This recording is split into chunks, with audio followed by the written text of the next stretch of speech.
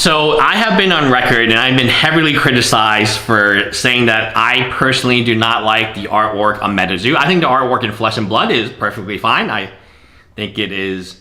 Is it for me? No, but can I see how people enjoy it? Yes. Some of the artwork in MetaZoo I question, and they're not really Pokemon.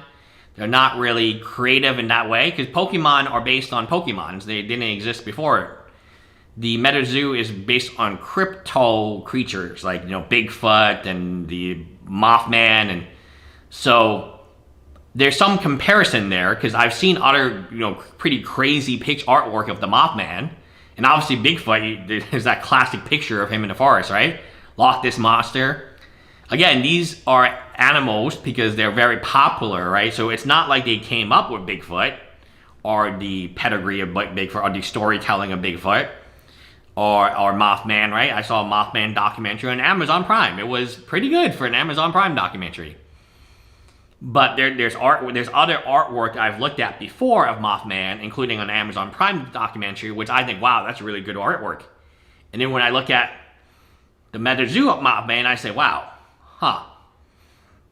So I think what was most offensive about Gary V Friends was a lot of the people didn't actually know these V Friends exist, and they're NFTs and they sell for a lot of money. These V Friends have made Gary Vaynerchuk a lot of money. And they've made the early adopters, his friends and families and the people. So this is why every YouTuber is going to jump on board, because they know how much money he's made from the actual. So these cards are not NFTs. I hope people don't confuse this. These are cards of an NFT. Let me repeat this again. I think people are getting confused. This is even worse than you think it is. So Gary Vaynerchuk came with V-Friends. He sold it for, I think, $50 million. Like, the market cap is huge. A lot of people, including Gary, obviously Gary Vaynerchuk made the most amount of money.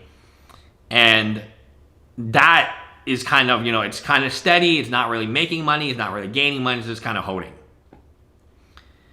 These are images of NFTs that someone else owns. My understanding of that. Maybe they're new images, maybe they're new things, but if you have the card, that physical card is not an NFT because it's not in your wallet. So it's it's one step removed. And I really, one of the comments is very interesting. Is this just like a test by fanatics to see how far people will go? And in this industry, it's very funny. We hate scalpers, but we love flippers, right? Even though, in my opinion, they do the same thing. This might just be a test to how much money can you grab and for how little effort. So nobody's questioning the artwork is terrible here. And MetaZoo, I get a lot of pushback. People think I'm criticizing the artist. They're thinking, oh, blah, blah, the art. I love the art. The art's so smart and smart. I own an art studio. Like, the art in our NFTs, if you ever check it out, it takes the artist 12 to 16 hours to do. These little scribbles that Gary V has come out, I mean, I could have my artist make 5,000 of them by the end of the day. I mean, she could hold, 4 pencils at the same time and just start scribbling and, mass produce them. They're not very good. So, I get, art is subjective, but I think there's some point where we just all say, okay, this is not good art.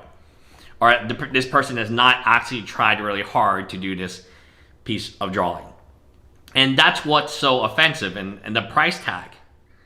The price tag of over $2,000 for a box of 8 of these cards, that is just ridiculous. You have to understand, people are not that stupid. There is a point in time where you ruined a hobby by manipulating and hyping and all this stuff. Do I think fanatics will do a great job? Yeah, I think it will do a great job. I think this is kind of not the best item. But will every YouTuber go online and worship the Gary Vaynerchuk, the Gary V Friends? Yeah, they will, because there's money in it. It's always, for these YouTubers, it's always about money. When Jeff made his NFT project, what was he hoping to do? He was hoping to make money from box opening, and and that's a crazy idea because you don't even own the card. Why would you buy the NFT? You can just buy the card.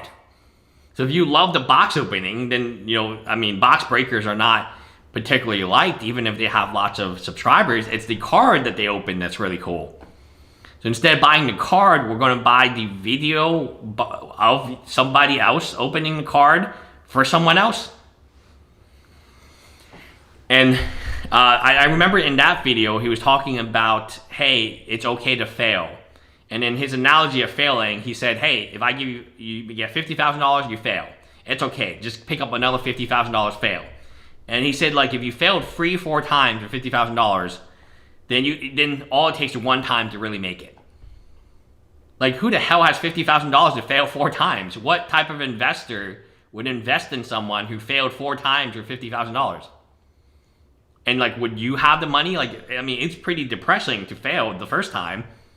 So, okay, you save your money for 1 year of work, you work really hard, savings, and then you run it, you do a company, and that project fails.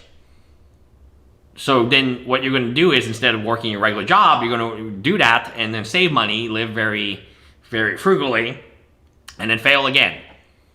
And then you're going to fail again. So some of this advice is just bad. Like, I run my own company too, and I'm not trying to get you. I actually tell you not to buy stuff from me because I just collect. I don't sell anything. Like, tell me, somebody in the comments, like, have you ever bought anything from me in the past 2 years? And the answer is no. My whole business model is buying. Unless it's like a close friend, and they don't even use YouTube. They're just whales. My whole model is I sell to my friends. And it's a very close-knit group. I don't sell publicly, or I very rarely sell publicly because my store hours are an email chain. It's not even like regular store hours. It's just whenever I feel like coming in.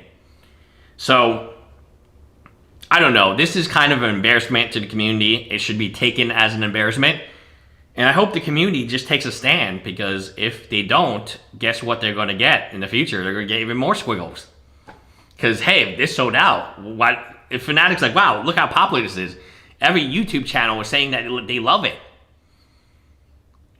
Guess what you're going to get? You're going to get a second edition of these squibbles. Bye, guys.